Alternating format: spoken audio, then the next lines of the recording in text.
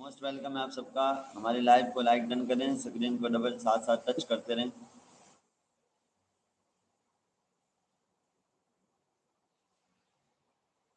جی most welcome ہے سب کا, بہت بہت شکریہ آپ سب کا. آپ نے ہمیں جوائن کیا. کوئی بات پوچھنی ہو تو آپ بات ساتھ ساتھ پوچھ لیں, انشاءاللہ جواب بھی آپ کو ساتھ ساتھ دیتے رہتے ہیں. اور حضور علیہ الصلوۃ والسلام نے ارشاد فرمایا کہ مرتبے کے لحاظ سے ادنا جنتی وہ شخص ہوگا جو اپنے باغوں, اپنی بیویوں, اپنی نعمتوں, اپنے خدمت گاروں اور اپنی آرام گاہوں کو 1000 برس, 1 سال کی مسافت پر کے اندر پھیلا ہوا دیکھے گا. ادنا جنتی کی یہ قیمت ہوگی.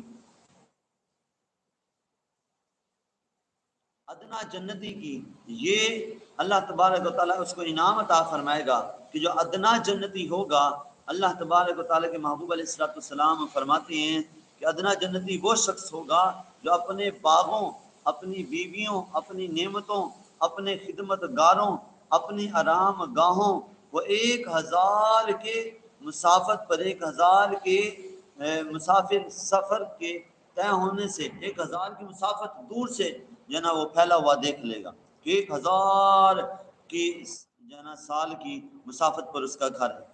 اور پھر خدا تعالیٰ کے نزدیک جنتی وہ ہوگا جو صبح و شام دیدار الہی سے مشرف ہوگا. اس کے بعد حضور علیہ الصلوۃ والسلام نے ارشاد فرمایا, آیت کریمہ پڑھی, وجوہ یومئذ ناظرہ الی ربہا ناظرہ, یعنی اس روز بہت سے چہرے اپنے پروردگار کا دیدار کر رہے ہوں گے, پروردگار عالم کے دیدار سے تر و تازہ, خوشم و خرم ہو جائیں گے, خوش ہو جائیں گے, تر و تازہ چہرے کھلے کھلے ہوں گے جنتیوں کے. تو یہ ادنا سے جنتی کی اتنی شان ہے, اور بڑے بڑے جنتی کی یہ شان ہے کہ اللہ کا دیدار بھی کریں گے. حضور علیہ الصلوۃ والسلام کا جو ہے نا وہ دیدار بھی ہوگا, اور جنت میں حضور کے ساتھ جگہ لینے کا سنہری موقع یہ ہوگا کہ حضور صلی اللہ تعالی علیہ وسلم کی ذات پر کثرت سے درود پاک پڑھتے چلے جائیں گے تو اللہ تبارک و تعالی حضور علیہ الصلوۃ والسلام کے ساتھ جو ہے نا وہ ہمیں مقام عطا فرما دے گا. علی بھائی اللہ پاک آپ کی درجات بلند کرے, آمین. جی موسٹ ویلکم ہو گیا آپ سب کو, بہت بہت شکریہ.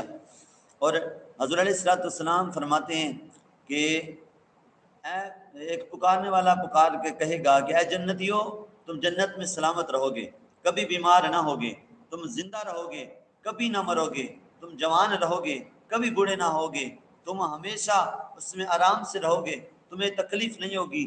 وہاں جنت میں تکلیف نہیں ہے. ابھی دنیا میں تکلیف تم برداشت کر رہے ہو, ابھی دنیا کے اندر بھوک پیاس, درد, دکھ درد, تکلیفیں برداشت کر رہے ہو, کوئی اپنا مر جائے صبر کر رہے ہو, اور پھر اس سب کا بدلہ تمہیں جنت میں دیا جائے گا جہاں پر آرام ہی آرام ہے, سکون ہی سکون ہے, نہ کوئی شور شرابہ ہے, نہ کوئی تنگی کا عالم ہے, نہ کوئی تمہیں تنگ کرنے والا ہے, نہ تمہیں وہاں کوئی آزمائشیں دینے والا ہے, کیونکہ وہ آزمائش کا گھر نہیں ہے, وہ سکون کا گھر ہے, وہ راحت کا گھر ہے. وہ جنت ایک آزمائش کا گھر نہیں, آزمائش یہ دنیا ہے, جنت میں سکون ہی سکون ہوگا.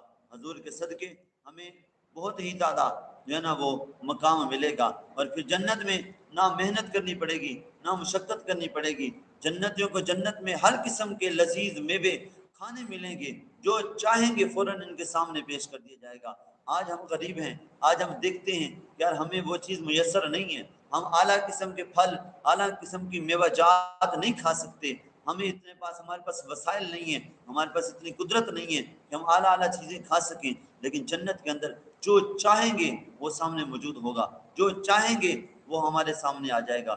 جو جنت میں کوئی پرندے کا گوشت کھانے کو جی چاہے گا, کچھ بھی کھانے کو جی چاہے گا, ہمارے سامنے آ جائے گا. اور ہمیں یہ تکلیف بھی نہیں ہوگی کہ ہمیں توڑنے کی تکلیف جو ہے برداشت کرنی پڑے گی کہ ہم نے درخت سے توڑنے ہیں, بلکہ جنت کے اندر درخت خود جھکا ہوگا, درخت جھکا ہوگا, گویا کہ ہم اس طرح پکڑ کے اس طرح کھا رہے ہوں گے, اس طرح.